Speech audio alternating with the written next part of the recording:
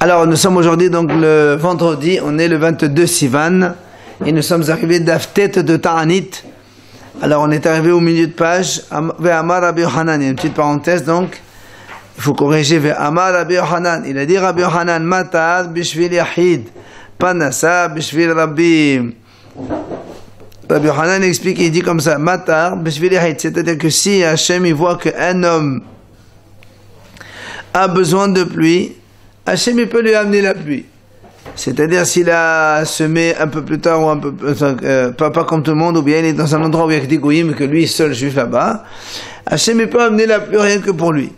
Par contre, Parnassa b'shvil rabim.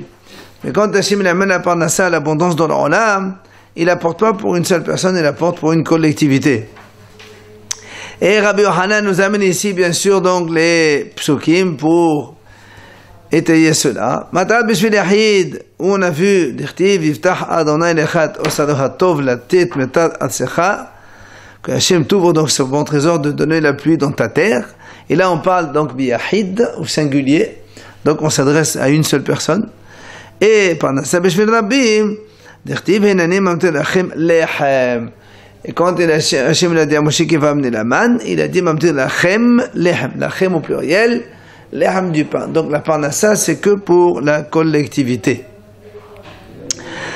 Mais TV Lagma a posé une question, Rabbi Yossi ben Rabbi Omer, Shlosha Panassim Tovim Amdu l'Israël, Elohen. Rabbi Yossi dit, il y a trois guides, bons dirigeants. Trois bons dirigeants, ils étaient pour le Bnei Israël. C'est qui ces trois bons dirigeants? C'est Moshe, Aaron et Myriam. Donc les trois dirigeants, c'était Moshe, Aaron et Myriam. Et Ushalosh Matonot Otovot Netenu Al Yadam. Et non seulement ils étaient de bons dirigeants, mais Hachem nous a donné un cadeau par le mérite de chacun de eux. Be'elohen, c'est quoi ces trois cadeaux? Be'er, Ve'anan, Uman. Le Be'er, c'est le puits dans lequel on buvait de l'eau. Ve'anan, c'est les colonnes de nuit qui protégeaient le Bnei Israël. Uman, c'est la main tout simplement. Alors la Gemara explique Be'er, B'schut Myriam. Par le mérite de Myriam, on a eu le puits d'eau.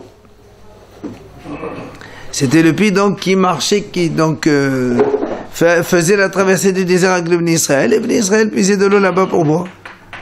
Hanan b'schut Aaron. C'est par le mérite de Aaron qu'il y a eu les colonnes de nuée. Enfin, Man b'schut Moshe, et la Man par le mérite de Moshe. Donc ce sont les trois dirigeants et les trois récompenses donc grâce au mérite de ces trois dirigeants. Seulement, la Gemara explique, quand Myriam elle est nifteret, le puits il est parti. Et dans la Torah c'est marqué, Myriam est donc morte là-bas. Et juste après il y a marqué, il n'y avait plus de l'eau pour l'assemblée. Ça veut dire que donc quand Myriam elle est partie, donc le puits il est parti avec elle.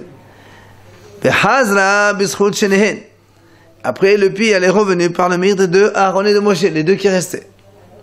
Met Aaron, quand Aaron et l'Niftar, les colonnes de nuée, ils sont enlevées. Sheneemar, comme on a vu dans la paracha, c'est marqué, le Kenaanien Melech Harad, il a entendu. Qu'est-ce qu'il a entendu? Mashmoa Shama, Shama, Shemet Aaron, il a entendu qu'Aaron et l'Niftar et que les colonnes de nuée n'existaient plus. Et donc il a cru que maintenant il pouvait attaquer les Bnei Israël et en venir à bout. C'est comme ça qu'il y a marqué dans la Torah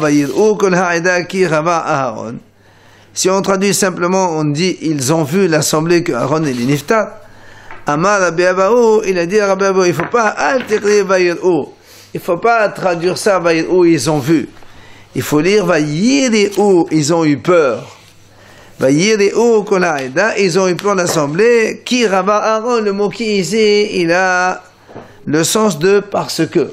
Ils ont eu peur parce que Aaron est Niftar. Comme Rish Lakish a expliqué, on a vu ça donc à plusieurs reprises.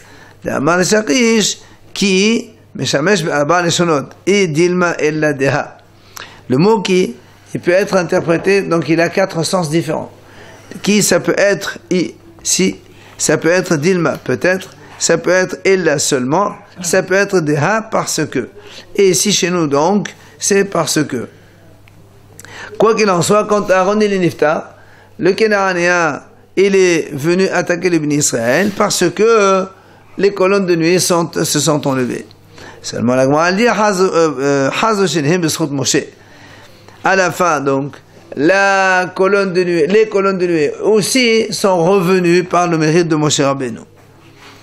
Alors Met Moshe, quand Moshe Rabbeinu est niftar, ils sont partis tous, aussi bien la manne, aussi bien le puits que les colonnes de nuée. Comme il est dit dans le pasuk, je vais anéantir les 3 bergers en un seul mois. En un seul mois. Les 3 bergers, les 3 dirigeants, c'est dans le prophète que c'est marqué.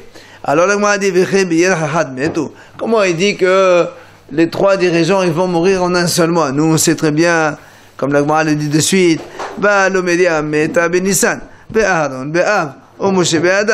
comment le pasuk qui dit qu'ils sont tous morts le même mois, alors que nous savons très bien que Myriam elle est morte à Nissan, que Aaron il est mort en Rosh Chodesh Av, que Moshe il est mort le 7 Adar.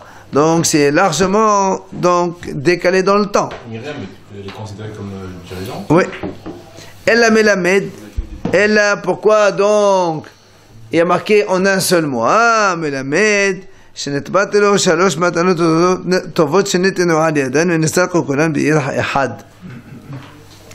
Donc de là on apprend en fait que quoi? Que ces 3 cadeaux que donc les bénis Israël avaient, les récompenses par le mérite de ces 3 dirigeants, ils ont été enlevés en un seul mois. Puisque c'est par la mort de Moshe que tous les 3 ils ont été enlevés. Alma. Le fait qu'ils soient morts Moshe, ça représente un mois. Bah oui, puisque les 3 ils étaient par la mérite de Moshe, comme Moshe est mort, les 3 ils sont partis. Alma, donc voilà la conclusion de la Gemara et la question. Alma, donc on voit bien ici, la Parnassa elle est descendue par le mérite de qui? Par le mérite de Moshe. Et donc Moshe c'est un seul. Alors que nous on a dit que la Parnassa, Hachem il l'amène pour le Srout de Rabbim, pas pour les Yahid. Vous en tout le peuple. Alors le Gemara dit, Shani Moshe qui vend de Rabbim Hobaï, que Rabbim Damé. Il dit, c'est différent, Moshe. C'est pas Moshe, même s'il est un, il n'a pas demandé à Moshe rien que pour lui. Il a prié pour tous les bénis Israël. Alors c'est considéré comme une collectivité. Donc, c'est ce qu'on a vu au début.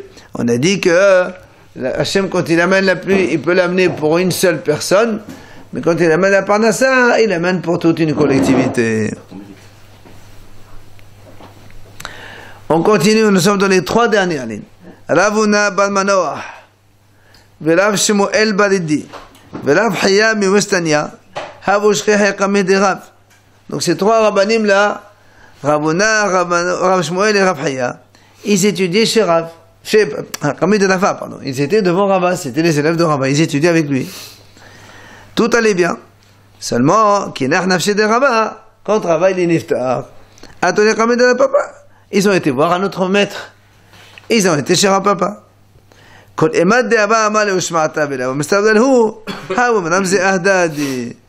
Rav Papa il leur faisait les cours, des fois ils ne comprenaient pas très bien, alors ils se regardaient là, leurs armaqués, bon, c'est pas ça quoi.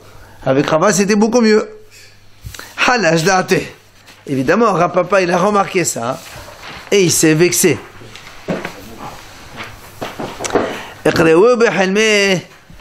Et dans son rêve, Rav Papa il a fait un rêve, on lui a donc dit dans le rêve le pasuk suivant, et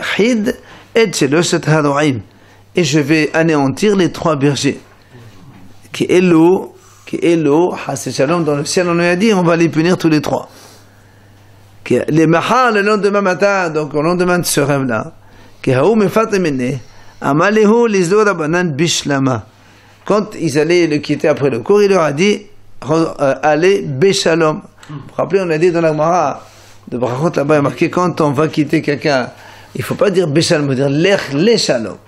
Leshalom, ça veut dire tu vas à la vie. Lech Béchalom, c'est David Amelech, il a dit à son fils Avshalom, Lech Béchalom, et on a vu qu'à la fin, il est mort Avshalom. Alors, ici en fait, on a deux versions. Il y a une version qu'on a ici chez nous, Beshlama, c'est-à-dire qu'il les a maudits, parce qu'ils méritaient de mourir, parce qu'ils ont eu du mépris à l'égard de leur maître. Il y a une version qui dit Lecho Leshalom, c'est-à-dire en fait ils voulaient au contraire il voulait retourner le sens de son rêve, puisque dans le rêve, on a vu qu'ils allaient mourir, lui, il ne voulait pas Hazar qui meurt, alors il leur a dit, Lechol Shalom. Voilà donc les deux versions. C'est quoi les solutions à porter de mon cours? Non, Lechol Shalom, ça veut dire retourner en paix, non, revenez demain, mais il leur a dit un mot joli pour qu'ils reviennent, pour qu'ils ne soient pas punis, quoi. Rav Shimi Barashi, l'Agma nous raconte une autre histoire. Haba Shariach Hamed de la Papa. Rav Shimi, il étudiait chez Rav Papa. Hava marché le Tova. Et il posait beaucoup de questions. Et Rav Papa, ça l'embêtait. C'est difficile d'avoir que des questions comme ça. Yom Ahad, Hazed de Nafal à la paix. Un jour, Rav Shimi, il a vu que son Rav Papa, il faisait une filat tapaim. Et quand il faisait une filat tapaim, il a entendu que Rav Papa il disait que Dieu me sauve, me protège des hontes que me provoque Rav Shimi avec ses questions. Parce qu'apparemment il posait trop de questions et des fois il n'arrivait pas peut-être à répondre comme il faut. Alors donc Rav Shimi il a entendu que son Rav il priait de cette façon. À partir de cet instant, Rav Shimi il a donc décidé de ne plus poser de questions. Il a vu que ça faisait beaucoup de peine à son Rav, alors il a dit, ça suffit. Bien, on ferme la parenthèse, on revient chez nous maintenant. On revient à la pluie. On a dit au début, rappelez-vous, que Rabbi Yochanan, il a dit, la pluie, Hachem il peut l'amener pour une seule personne si elle a besoin. Hachem lui amène la pluie. Même Rish il a pensé aussi que Hachem il peut amener la pluie pour une seule personne. De Amar Rish comme il a dit Rish. Minayen le matad b'shvil yahid. D'où on apprend que Hachem ne peut amener la pluie rien que pour une seule personne. D'Irtiv, Sha'alou me Hachem matad be'et malchosh, Hachem oseh hazizim, umtad geshem. Le pasuk il dit umtad geshem, yiten lahem le ish ha'esef b'hasadeh. Donc le pasuk il dit comme ça, c'est dans Zecharia, demander de Hachem la pluie, au moment où il y a la pluie, Hachem il fait des hazizim, on va voir qu'est-ce que ça veut dire ce mot-là. Donc la pluie leur donnera les ish à un homme, à Esef Basadi. Alors la Gemara elle explique ce pasuk. Yachol la kol. Est-ce qu'on va dire que Hachem va amener la pluie à tout le monde? Les ish, il y a marqué ici les ish. Les ish ça veut dire pour un seul homme. Donc si c'est un homme, on va dire que Hachem est venu la pluie pour un homme, mais pour tous ces champs qui se trouvent de partout. On a dit non, il y a marqué Sadé, ça veut dire pour un seul champ. Même si un homme il a besoin la pluie pour un seul champ, Hachem peut l'amener. Et même pour une seule herbe, s'il a besoin de pluie, Hachem peut l'amener parce qu'il y a marqué Sadé. Alors il dit Rav Daniel Balkatina, il avait donc un jardin, un champ dans lequel il y avait plantation. Chaque jour, il allait vérifier si tout va bien et s'il a besoin de quoi que ce soit. Amar ha-mishra ba'yamaya ve'ha-mashra la ba'yamaya. Il disait comme ça. Cette partie-là, elle n'a pas besoin de pluie. Cette partie-là, elle a besoin de pluie. Et ainsi de suite. Et après, Hachem, il amène la pluie. Là où il a dit qu'il a besoin, là, ça vient. Donc, on voit que Hachem, il amène la pluie rien que pour un. Maintenant, la Gemara, elle explique qu'est-ce que ça veut dire, Maï Hachem oseh hazizim. Ça veut dire quoi le pasuk quand il a dit Hachem oseh hazizim? Alors, Amar Rabbi Yosef ben Rabbi Hanina, Melamed, on apprend de là. שכל סדיר וסדיר, הקדוש ברוך הוא עושה לו חזיז בפני עצמו. Il dit pour chaque tzaddik, Hachem il fait haziz à part. Alors on a dit c'est comme hazizim, c'est quoi ce haziz? Amar Rabbi Yehuda, porhot. Porhot c'est-à-dire un petit nuage. C'est-à-dire qu'Hachem il fait un petit nuage pour quelqu'un et qu'après il lui amène donc la pluie. Amar Rabbi Yochanan siman lamatat porhot. Rabbi Yochanan a dit un signe pour la pluie. Si tu veux savoir donc s'il va pleuvoir ou pas, ben évidemment il y a des nuages. Amala papa aiva kalisha tote aiva smirta. Il a dit, Rapapa, parce que des nuages, il y en a tout le temps. Alors c'est quoi les pohot? Pourquoi on ne les appelle pas d'ananim comme d'habitude? Il a dit non. Ça, c'est aiva kalisha. Il y a en fait un nuage kalisha fin, en dessous aiva smirta, d'un nuage épais. C'est ça les pohot. Quand il y a donc des gros nuages et en bas il y a des petits nuages fins, ça c'est un signe qu'il va pleuvoir. Amar Rav Yehuda, il a dit Rav Yehuda, Nehela mekame metra ati metra, bata metra pasik metra. Rav Yehuda dit comme ça, s'il y a Nehela, c'est une pluie fine. S'il y a une pluie fine juste avant la grosse pluie, ça veut dire ça veut dire que la pluie elle va tomber encore. Mais si maintenant Bata Metra, s'il y a une grosse pluie, après il y a une pluie fine, ça veut dire que la pluie elle va s'arrêter. D'accord? Si la pluie fine elle est avant la grosse pluie, ça veut dire qu'il va pleuvoir encore. Et s'il y a d'abord une grosse pluie, après il y a une pluie fine, ça veut dire que ça va s'arrêter. Et il dit Bata Metra, c'est ce qu'on a dit. Pasik metra, makam metra, hati metra. Vesimaner, il dit maintenant comment tu retiens ça? Mehulta de bata metra.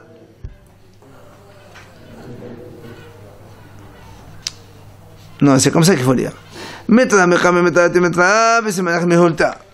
Quand on a dit que quand il pleut d'abord une pluie fine avant la grosse pluie, ça veut dire que la pluie elle va venir encore plus. Le siman, c'est mehulta. C'est-à-dire mehulta, c'est quand on tamise la farine. C'est-à-dire que tu tamises la farine, tu as d'abord les petits bouts qui descendent, après tu as les gros bouts qui descendent. C'est ça, la petite pluie, après la grosse pluie.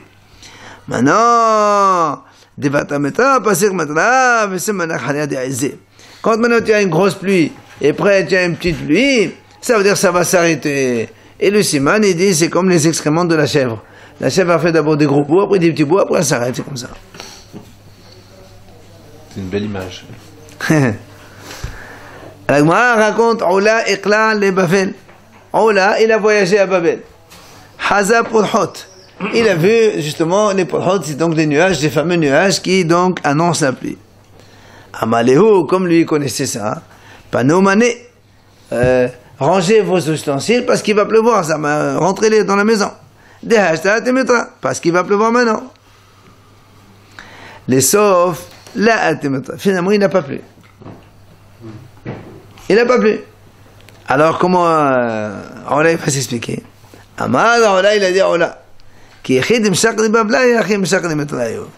dit de la même façon que les Babyloniens sont des menteurs, même leur pluie aussi, elle est entre parenthèses, donc elle n'est pas menteuse. Il dit aussi qu'on a vu que les Babyloniens étaient menteurs.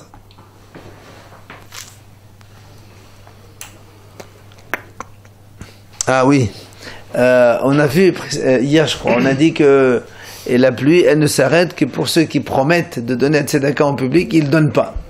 Et il dit la même chose, les Babyloniens, ils étaient comme ça. Alors comme ils promettaient de donner des dons et à la fin ils ne faisaient pas, donc du coup il n'y a pas la pluie. Donc même s'il y a des signes de la pluie, finalement la pluie ne vient pas, c'est une punition pour eux. Ola Iqla le Babel. Ola, il est arrivé à Babel. Hazim Melo Sana de Tamre Bezouza. Il a vu, on vendait des gros plateaux de dattes pour un rien, pas cher du tout. Bezouza. Amad Melo Sana de Dovsha Bezouza Babla la Asri Bonaita. Il a dit comment ça se fait? Là, ici, on vend des dattes pas chères du tout. Ça veut dire qu'on peut manger largement. Et les Babyloniens, ils n'étudient pas la Torah. Et qui il est critiqué. Ça veut dire comme ils peuvent manger facilement, ben ils peuvent donc travailler moins et étudier la Torah plus. La Gemara raconte, dans la nuit, lui il a mangé beaucoup évidemment des dattes, mais dans la nuit le problème c'est qu'il y a eu beaucoup de diarrhée, il a eu beaucoup de diarrhée. Alors Ama, le lendemain il a dit le contraire. Le lendemain il a vanté le mérite des Babyloniens. Au contraire il a dit un plateau plein de couteaux. On fait les dattes, ça représente toujours maintenant les couteaux, puisque les dattes ça va provoquer les diarrhées. Ça veut dire que c'est pas une bonne nourriture. Et pourtant, les Babyloniens, ils mangent. Et pourtant, ils viennent quand même étudier la Torah. Ah, ça c'est bien. Les dates, c'est pas mieux. Ouais. D'après ce qu'il dit Agmara, maintenant, je sais pas aujourd'hui. Comme les fruits. Hein? Oui, certainement. Tania, Rabbi Eliezer Omer.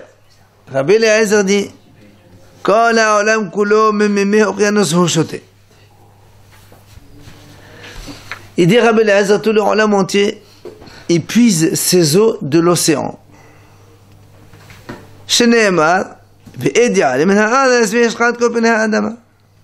Comme il est écrit dans la Torah là-bas dans Bereshit, ve'ed ya'alem min ha'adas, donc la vapeur elle pousse de la terre, et ça va arroser toute la terre.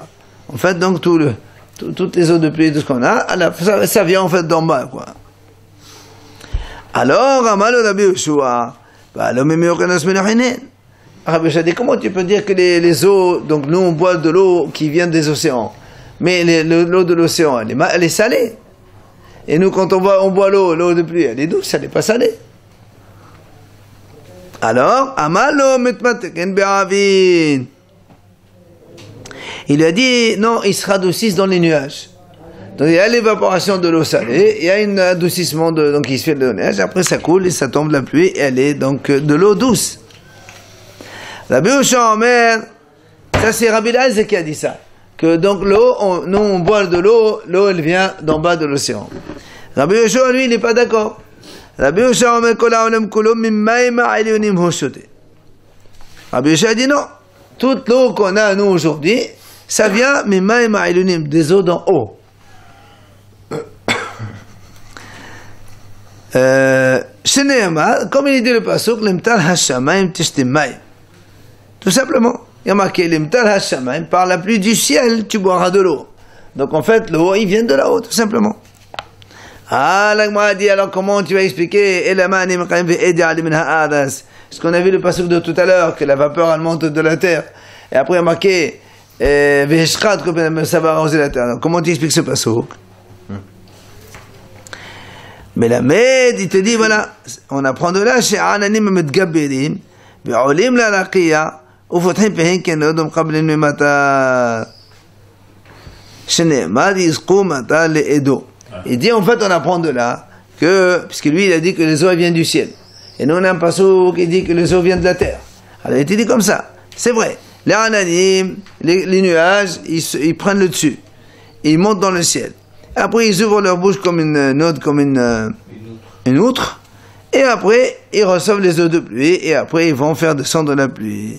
En fait, donc, c'est vrai, il dit que les vapeurs, elles montent d'en bas, mais après, c'est dans le ciel que tout se fait, et c'est pour ça, il te dit... C'est grâce à la vapeur, alors, que ça se passe comme ça. Voilà, mais si tu veux, la transformation, elle se fait essentiellement dans le ciel, c'est pas que la vapeur, voilà. Après, il dit, alors évidemment, après, elles sont percées comme comment on appelle ça? Une passoire. Et après, évidemment, ça fait couler l'eau dans la terre. Et c'est la pluie qu'on a aujourd'hui. D'accord? C'est-à-dire que les nuages dans le ciel, ils font descendre ensuite l'eau dans la terre. Et jamais tu as deux gouttes qui tombent ensemble, il y a toujours donc une séparation entre des gouttes, qui me des fois, donc, juste rien qu'un cheveu. Les lametra, chez Gadol, Yom Ageshamim, qui Yom Shnevleubo, Shamayim Haaretz. Comme le pasuk dit, donc, comme la Gemara dit, quand on a vu déjà ça, qu'un jour de pluie, il est aussi grand que si c'était le jour où, donc, il y a eu la création du ciel et de la terre. C'est ce qu'on a vu au tout début de la Gemara. Et on a vu donc avec Hekad, un autre mot Hekad, donc qui parle de la création du monde et de la pluie. C'est ce qu'il dit ici, Urtiv, Hanoten matar al pene eres, Hashem donne la pluie sur la terre, Urtiv le halan halo yadata em lo shamata, Elohe olam Hashem en Hekad litvunato. Donc, c'est ce que la Torah, elle emploie comme terme, Hekad litvunato, donc il n'y a pas de mot Hekad, donc il n'y a pas de limite. Enfin, on ne peut pas comprendre la sagesse d'Hachem. Et comme on a dit, il fait des grandeurs sans comprendre. Et donc c'est exactement la comparaison entre la création du monde et la pluie. Alors la Gemara pose une question. Keman azla ha-dirtiv mashke harim me'aliyotao. C'est marqué dans le pasuk, on lit ça dans Balach Nafshi. Mashke harim me'aliyotao. Hachem il arrose les montagnes me'aliyotao, donc depuis ses étages, donc c'est depuis ses hauteurs, on va dire comme ça. Donc depuis la hauteur d'Hachem. Alors si on dit qu'Hachem il arrose les montagnes par les hauteurs, donc ça va comme la deuxième version de Rabbi Yoshua et pas comme celle de Rabbi Eliezer. Keman, on dit que Rabbi Yoshua, donc c'est Rabbi Yoshua qui a raison. Alors Rabbi Eliezer, comment il fait avec ça? Rabbi Eliezer qui a dit que l'eau qu'on boit, elle vient de la terre. Comment il explique alors ce passage qui dit que Mashka Harim Me'aleotav, que Hachem il amène les eaux d'en haut? On a dit qu'ils étaient d'accord tous les deux quand même, non? Oui, chacun il explique à sa manière, mais en fait, un il dit c'est par en bas, l'autre c'est par en haut. Alors c'est pour ça que Rabbi Eliezer te dit que va desal que les hatam, Mashka Me'aleotav kadelehu.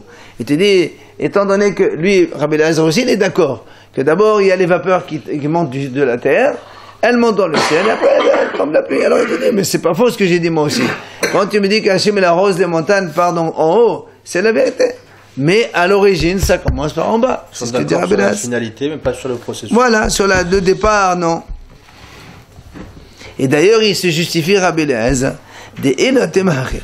Parce que si tu dis pas comme cela, si tu dis que ça vient d'en haut seulement, alors comment tu peux avoir le pasuk qui dit Avak ve'afar min hashamayim yechem shkahatla? Quand il y a marqué dans le pasuk qu'Hachem va amener de la poussière et de la terre du ciel, où tu peux avoir la poussière et la terre, donc ça n'existe pas. Et là, tu es obligé de dire, c'est la poussière et la terre qui vont monter de la terre, ils montent, et après ils redescendent avec la pluie. Et là, comme on vient de dire maintenant, puisque donc Hachem il les fait monter à partir d'en bas vers le ciel, alors c'est pour ça qu'on dit Hachem il fait pleuvoir de la poussière et de la terre du ciel. Achanami, là aussi pour l'eau c'est pareil, puisque les vapeurs depuis la terre elles montent, après de là-haut elles descendent comme pluie, c'est pour ça qu'on peut les appeler Me'aleotao sans aucun problème. Il y a une aframina maintenant qui sont en train. Ouais, non, c'est Drachat Pasukim. Keman Aza, dans les deux dernières lignes, la Gemara pose Keman Aza ha de Amar Rabbi Hanina, kones kaned mehayam, noten be'osarot tehomot. Alors il dit, donc Rabbi Hanina dit comme ça, kones kaned mehayam, Hachem il rassemble les eaux de l'océan, et il les met be'osarot tehomot, dans des dépôts dans les profondeurs en bas. C'est-à-dire qui c'est qui a fait que les trésors se remplissent de nourriture? C'est Tehomot, c'est-à-dire les eaux d'en bas. Donc là aussi, comme qui ça va? Eh bien comme Rabbi Eliezer, parce que c'est lui qui a dit que les eaux ça provient d'en bas. Quel Rabbi Eliezer? Ah, et alors Rabbi Yoshua, comment il explique cela? Rabbi Yoshua, il te dit, il te dit Rabbi Eliezer, ça c'est, on parle de la création du monde. On parle pas du tout que les dépôts se remplissent de nourriture. Au contraire, on parle que Hachem, quand au début il y avait de l'eau en bas, après Hachem il a séparé les eaux d'en bas, les eaux d'en haut. C'est pour ça qu'on a dit Beosarot, mais on parle pas du tout.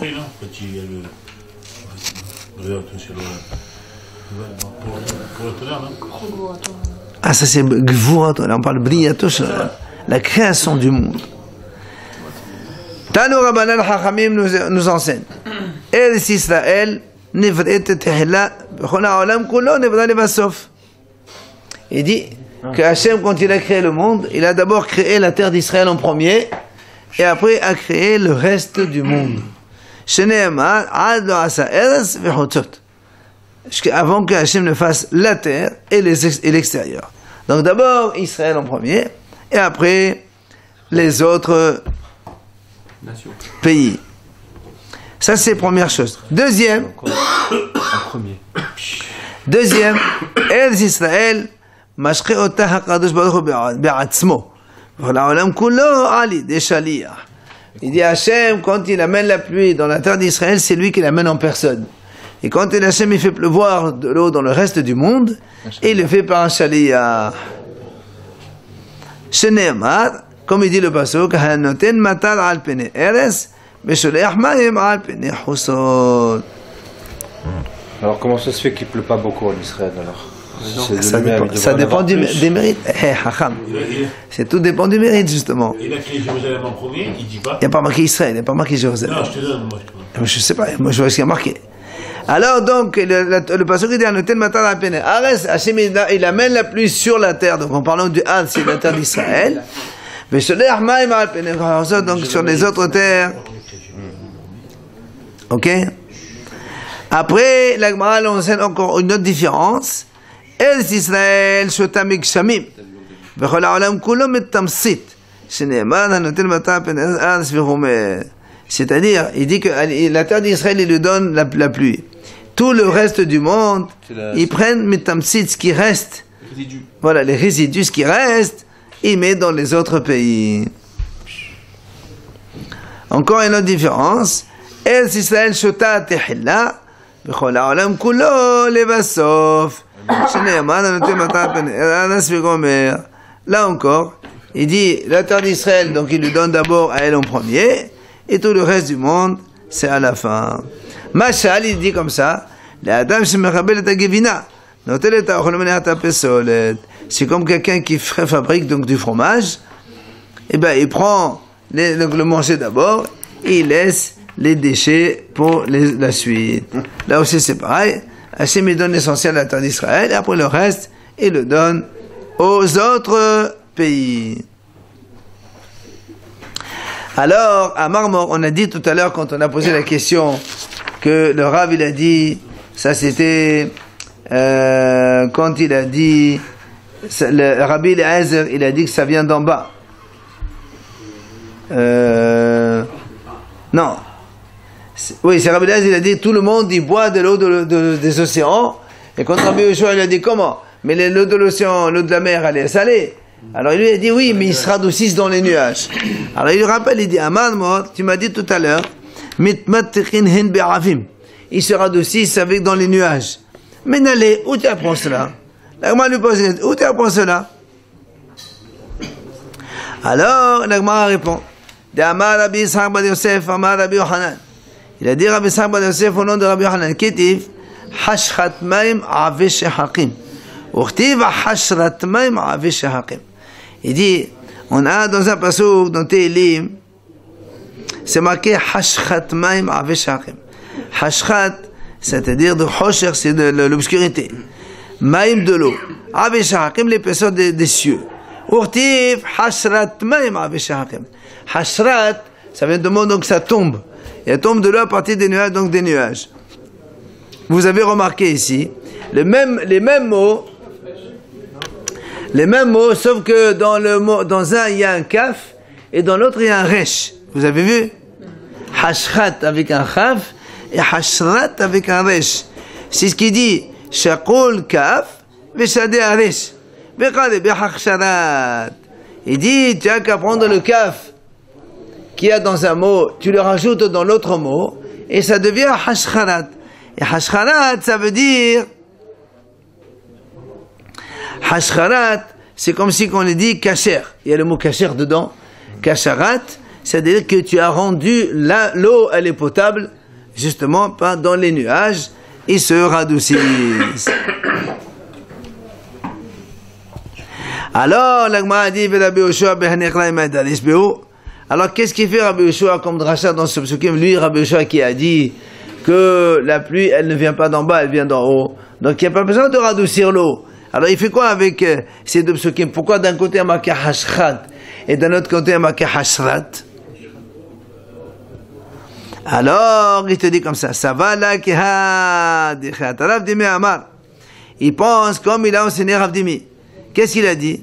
Rav Dimi il a dit comme ça. Amde b'ma'alba. On a enseigné en Israël. Nehor anani z'adin mouhe. C'est-à-dire, il a dit comme ça, quand les nuages ils sont clairs, c'est-à-dire il sans fin et on voit de la lumière. Oui, c'est marqué hashrat. Dans ces cas-là, ze'edin mohé, il y aura peu de pluie. Par contre, hashor anane, si maintenant les colonnes de nuages, ils sont hashochim, ils sont très sombres, ah, ça gagne mohé, il y aura beaucoup d'eau qui va pleuvoir.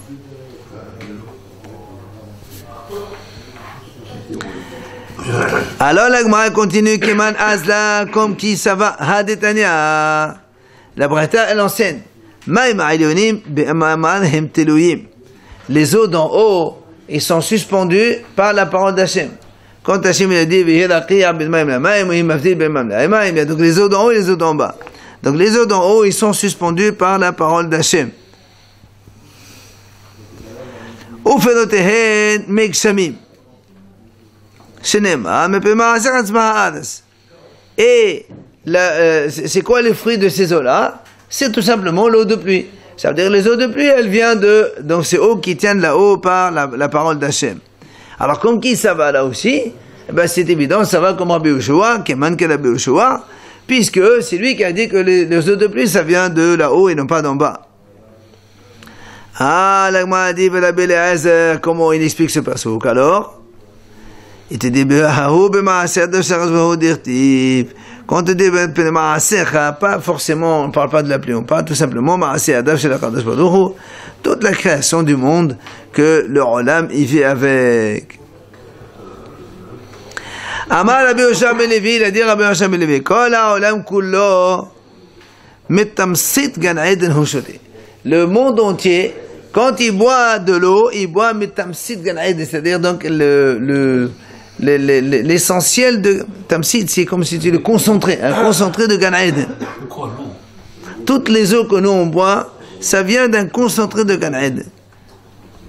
Sheneema venahad yotze me'eden. C'est marqué un fleuve, il sort du Gan Eden, il arrose toute la terre. Rien qu'un fleuve seulement.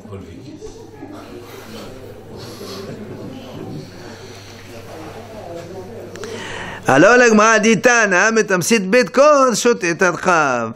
C'est-à-dire donc un tamsit de betkor. Betkor, c'est nous. Tadkav, c'est un 60e de Betkor. D'accord, Tadkav, c'est un 60e de Betkor. Il te dit de mettre tamtsit, de concentrer de cela, eh bien, on arrose tout ça.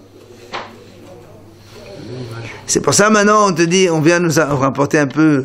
Tanu Rabbanan Chachamim nous enseigne. Eres Misraïm, la terre d'Égypte, Havia, Alba Meot Passa, Alba Meot Passa. Ça fait 400 par ça, c'est 4 km. Donc ça fait 400 par 4, 1600 km sur 1600 km. Vehu, Ehad Meshishim Bechush. Et ça représente un 60e de l'Éthiopie, de l'époque. Verouch, et la terre de couche, donc l'Éthiopie, Ehad Meshishim Ba'olam. Ça fait un 60e du monde entier. Ve'olam, Ehad Meshishim Began. Et le monde lui-même, il fait un 60e du jardin de Eden. Du jardin tout simplement. Le jardin lui-même, il fait un 60e du paradis. Et le Eden, le paradis, c'est un 60e de l'enfer.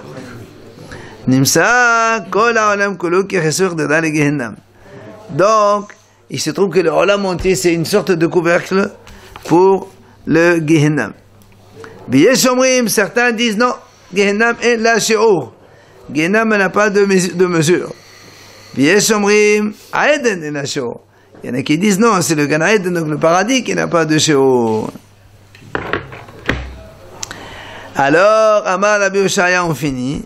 Ma idirtiv shochenet al ma'im rabbim rabbat osrot. Le pasuk qui dit comme ça. Shochenet al ma'im rabbim rabbat osrot.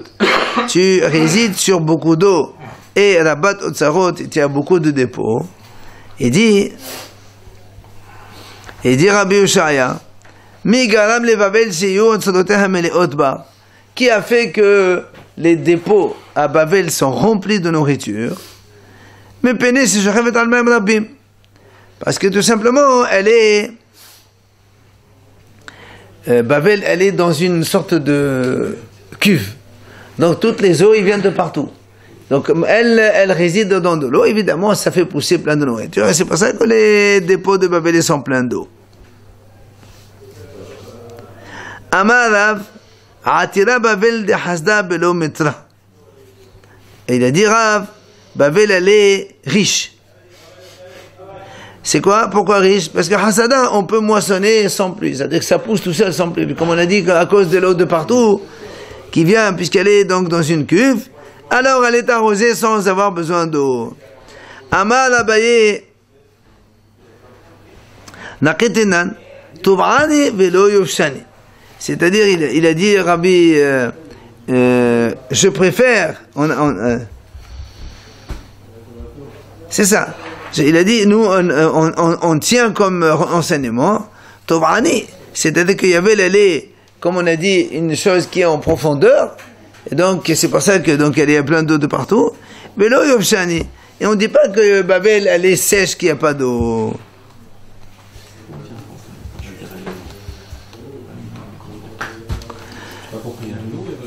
Non, il pleut pas, mais enfin, même s'il pleut pas, il n'y a aucun problème, ça. C'est comme si une cuve, il y a de l'eau de partout, donc ça vient de tous les côtés. Bon, on peut juste introduire la Mishnah et on arrête. La nouvelle Mishnah dit Matetin. Donc, le 3 Heshvan, on demande les premières pluies, c'est-à-dire on dit ça, c'est un akama qui dit ça. Rabban Gamliel omed b'shiv'a bo. Rabban Gamliel, il dit le 7 Heshvan. Et on fait nous comme ça. Pourquoi 7 Heshvan, Rabban Gamliel dit? Tout Yom HaHag. Ça représente 15 jours après la fête de Sukkot. Et alors pourquoi 15 jours? Parce que comme pendant Sukkot, les Bnei Israël sont à Yerushalayim pour les 3 fêtes, oui, il faut donc que ceux qui sont en Israël, ils aient le temps de rentrer à Babel. Il faut 2 semaines depuis Israël jusqu'à Nahat Perat. Or, si on commence à demander la pluie avant, eh ben, ils vont être embêtés pendant le déplacement de leur voyage. C'est pour ça que Rabban Gamliel a dit, on attend que le dernier d'Israël arrive à Nahat Perat. À partir de ce moment-là, on peut prier pour la pluie qui puisse tomber, c'est pas un problème. Ils sont déjà les gens rentrés chez eux, il n'y a aucun, donc il n'y a pas de dérangement. Voilà pourquoi donc on fait le 7 Heshvan, et c'est ce qu'on fait aujourd'hui en Israël, notamment et à Djerba, comme on l'a déjà donc mentionné auparavant.